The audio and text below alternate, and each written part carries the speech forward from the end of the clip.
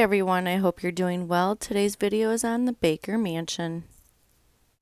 A wedding dress in a room at Baker Mansion is said to be haunted by the daughter of the man who owned this house. Elias Baker built Baker Mansion in 1849. He was a very proud and snobby man and dominated his family. When his daughter Anna fell in love with a local steel worker, Elias told her she was forbidden to marry the man because he was of lower class. Heartbroken, Anna never did get married and died an old maid in 1914. When Baker Mansion was turned into a museum, a wedding dress was put on display in Anna's old room. Over the years, the wedding dress has gained a reputation of being haunted. Numerous visitors claim to have seen the wedding dress move within its glass case. On nights with a full moon, the dress quakes violently in its glass case, sometimes threatening to shatter the display. They say that it is Anna's ghost shaking the exhibit, enraged at the sight of a wedding gown because she never got to wear one. The ghosts of both Elias and his daughter Anna have reportedly been spotted in the house by startled staff and visitors. Elias himself is alleged to haunt Baker Mansion's dining room. A woman in black has reportedly been seen roving around on the third floor. There have been other stories of ghostly figures seen reflected in mirrors around the old stone house. Anna's brother David Baker was killed in a steamboat accident in the winter of 1852. People have heard screams coming from the basement ice room where the dead body of David was stored until the frozen ground thawed enough to give him a proper burial.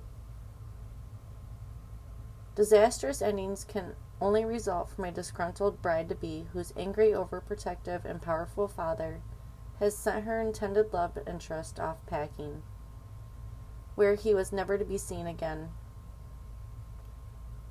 and where happiness once lived in the existence of a planned fairy tale wedding with the most extravagant wedding dress that money can buy, and the possibility of dreams coming true through true love is now darkened by sadness and gloom that now encompasses the once overjoyed and very much in love Anna Baker.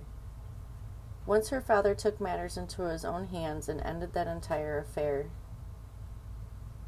The very wealthy iron master Elias Baker only allowed for the very best things to touch and surround his family. And when his second to youngest daughter decided to marry, Elias couldn't have been more pleased until he discovered who the intended groom was. Screams and yelling could be heard for miles away as he and his beautiful daughter hashed it out and finally ended the escalated argument with unfavorable results as to what was to come. Anna was stubborn and didn't care about fancy houses, jewels, fine clothing, and the best that money could buy. She only wished to marry the very rugged, handsome, low-paid iron worker that labored for her father from sunup to sundown at his prosperous Allegheny furnace that offered some of the finest iron works in the area for the times. Elias Baker and his cousin Roland Diller purchased the dying blast furnace located in Blair County in 1836 and turned it into a profitable business. Elias bought out his cousin's share in 1844 just as the furnace was at its peak, bringing in a mega fortune that allowed Elias to contract Robert Carey Long, Jr., Baltimore's first native-born professionally trained architect. A master in all the prevalent styles of the day, he built the family a massive Greek Revival-style mansion, completed at the cost of $15,000. A hefty sum for the 1849.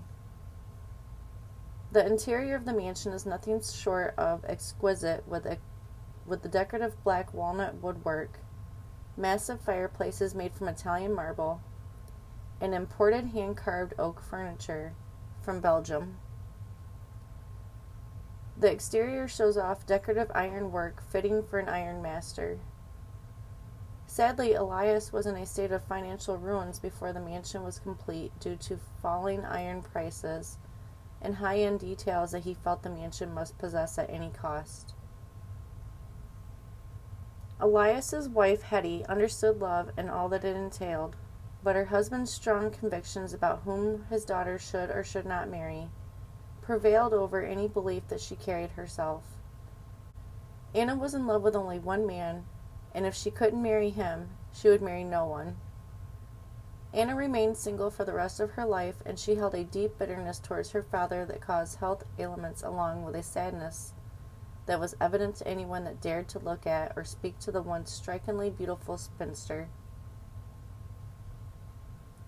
The extravagant wedding dress that Anna had chosen for her very own wedding day was detailed fit for a princess was going to be worn by another woman from a prominent family.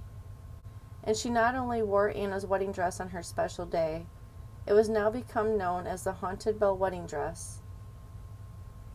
Elizabeth Bell Dysart was the daughter of the prominent businessman Edward Bell, who founded and gave his name to the nearby town of Bellwood. The famously haunted wedding dress remains on display behind protective glass in Anna Baker's old bedroom as part of the Blair County Historical Society's museum in the Baker Mansion. Anna Baker died in 1914 with a heavy heart over her lost love and grief-stricken that she was never able to forgive her father. It is believed that Anna was determined to claim her dress back after death by wearing it in eternity, and apparently she got her wish, because ever since her passing, the dress has been moving and swaying as if a proud bride-to-be were standing in front of a looking glass admiring its beauty. Visitors to the Historical Society always study the glass and case dress for possible reasons for its movement, and many claim that the historical floorboards under the display case could be weak or loose, causing the case to swivel a bit, making the dress sway. Other people speculate that drafts are the reason for the unexplained haunted dress to move on its own. The Historical Society decided to conduct their own study into the reasons why the wedding dress never remained still, and concluded that after hidden cameras picked up obvious and deliberate movement, while no one else was in the room, the Anna Baker spirit lives on, and she has come to reclaim her dress. However, the ghost and spirit sightings does not end here. People have claimed to see an older female spirit dressed in a heavy black dress walking slowly up the stairs. Most believe that this particular ghost is none other than the matriarch of the Baker family, Anna's mother Hetty. The apparition of a male dressed in a uniform that is reminiscent of a steamboat crew member has been seen near the cellar.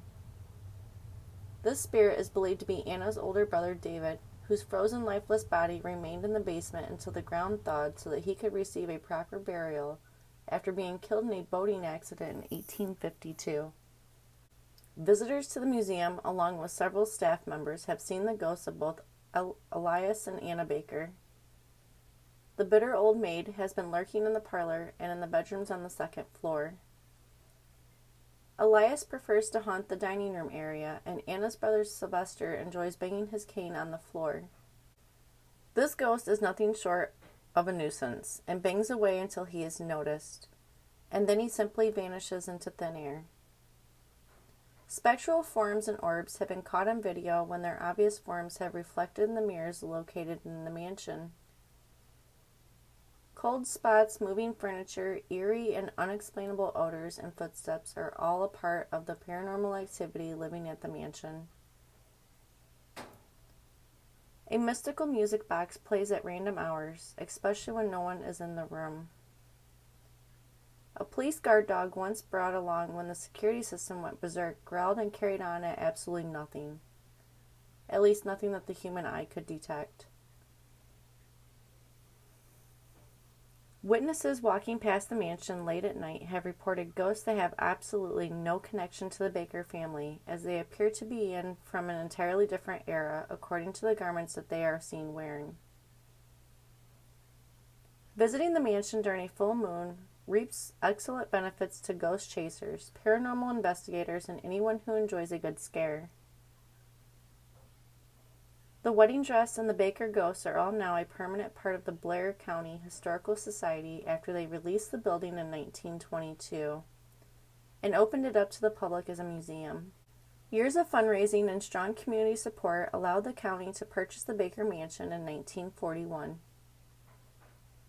The Baker Mansion Museum is happy to share with the public a piece of history through guided tours that offer visitors a glimpse at exquisite period furnished rooms.